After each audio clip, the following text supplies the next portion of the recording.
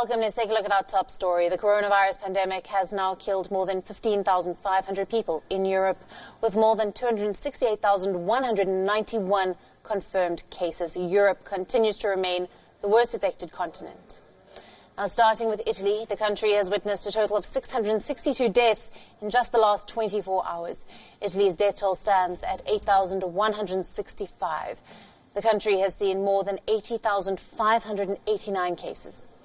Meanwhile, northern Italy's Lombardy, which is the epicenter, has seen a steep decline in the number of deaths, but authorities are now anxious that the northern crisis may be spilling over into the far less developed south. The Campania region, that includes Naples, has warned of a dramatic explosion of infections based on trends. This comes as the deaths in the region saw a sudden spike from 29 to 83. Meanwhile, the death toll has overwhelmed morgues in Italy's Bergamo. The city has now been forced to send bodies to less burdened crematoriums in neighbouring towns. Army trucks were even seen transporting coffins out of the town from Bergamo Cemetery.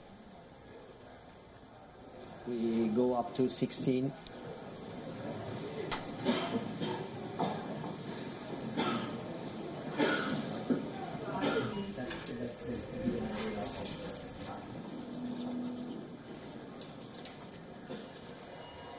And moving on to Spain. Spain has the second highest death toll in the world, with more than 4,000 deaths. Now, this comes as 665 people succumbed to the virus in the last 24 hours. The number of cases rose to 56,188. The country has also extended its lockdown measures until the 12th of April. The Madrid region is the worst affected, with 17,166 infections, nearly a third of the total cases, and 2,090 deaths. Estoy seguro, señorías, de que el Congreso de los Diputados y las fuerzas políticas que lo componen comprenderán la situación de emergencia nacional que vive el país y espero que apoyen la prórroga del estado de alarma hasta el 11 de abril. Porque es imprescindible, para vencer el virus, seguir privándole de su principal arma de difusión, que son nuestros propios contactos sociales. But the decline in fatalities and infected cases suggests that the drastic lockdown could be curbing the spread. Spain has ordered nearly $472 million of masks, gloves and testing kits from China. The country has also turned to NATO partners for protective gear and ventilators. Now, Spain plans to ramp up testing, hoping to reach 50,000 tests per day from a current average of between 15 and 20,000. Real Madrid's 81,000-seat Santiago Bernabeu Stadium will be used as a storage facility for medical equipment and donations. Meanwhile, players and staff of the country's top football club, Barcelona, are taking a pay cut to reduce the economic effects of the crisis. All players, including Lionel Messi, as well as non-playing staff, will face a compulsory wage reduction during this period.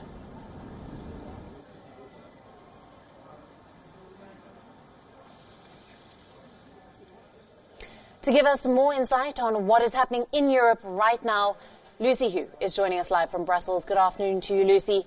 Let's start with Italy. There's been a sharp decline in the northern Lombardy region, but the authorities are saying that they're anxious because the crisis now may be spilling over into the far less developed south.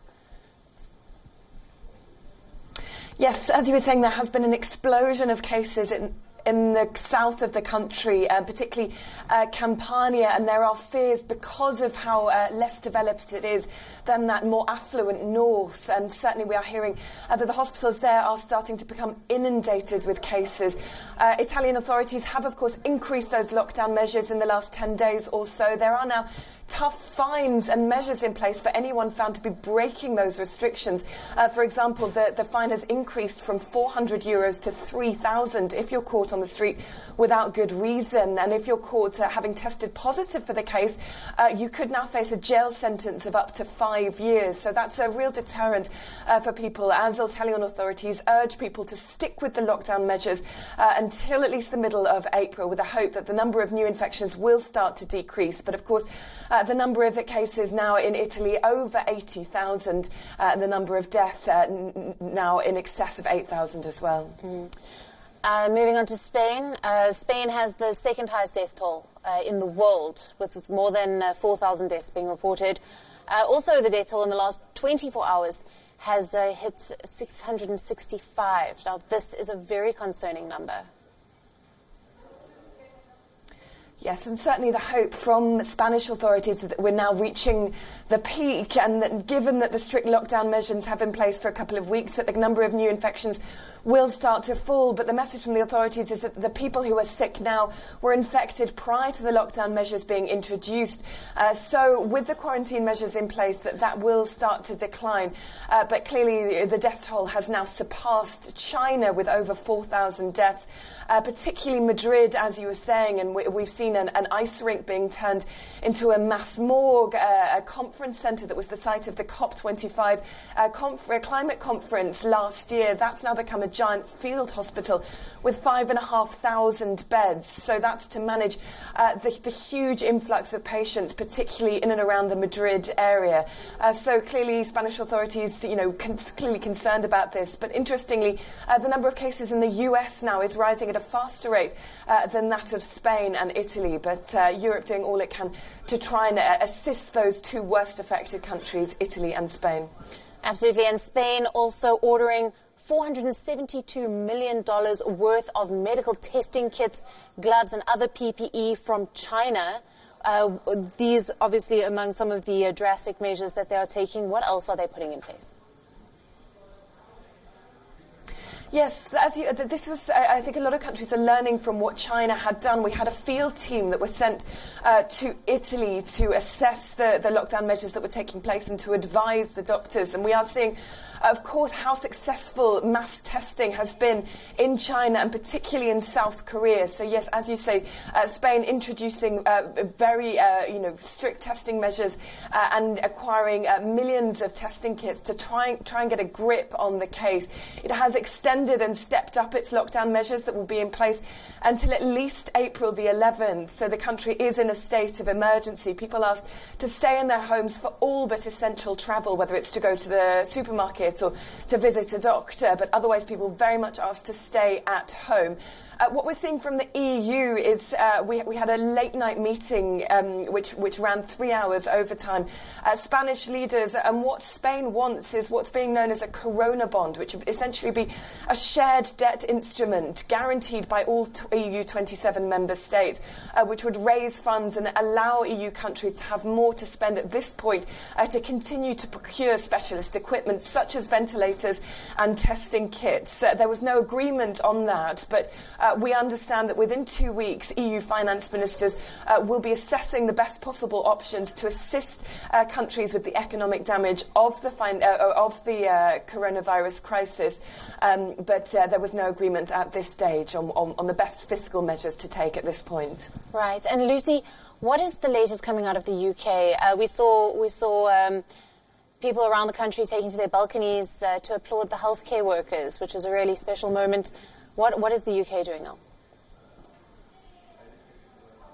Yes, it was a really special moment, and it sort of demonstrates, I think, how far behind the UK is from the rest of Europe, because this is a nightly occurrence here, particularly in Brussels, but also in other badly affected countries like Italy and Spain, people at 8 o'clock coming to their balconies.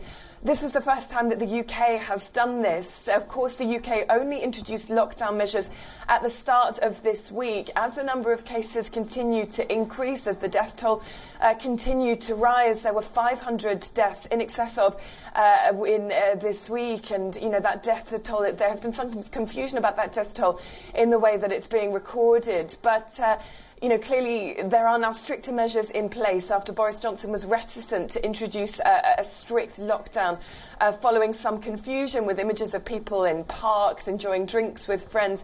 The lockdown is in place, and of course British authorities will now be hoping that will start to bring down the rate of new infection there. But we are seeing in the Excel Centre in London, that's now been turned into the Nightingale Hospital, which, as is the case in Spain, will be a giant field hospital with over 1,000 beds to deal with very sick patients from COVID-19 to give them specialist care. Thank you for that report. That is WION's correspondent Lucy Hugh joining us live from Brussels with all the latest updates on COVID-19 in Europe.